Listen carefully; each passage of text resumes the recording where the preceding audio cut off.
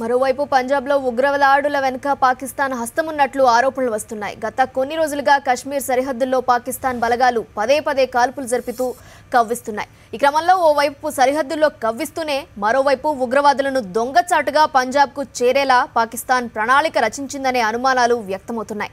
పంజాబ్ ఉగ్రదాడి మూలాలు పాక్లోనే ఉన్నాయని, టెర్రరిస్టులు పాకిస్తాన్లోని నరోవల్ మీదుగా గురుదాస్పూర్ జిల్లాలోకి ప్రవేశించారని ఉన్నత స్థాయి వర్గాలు పేర్కొంటున్నాయి.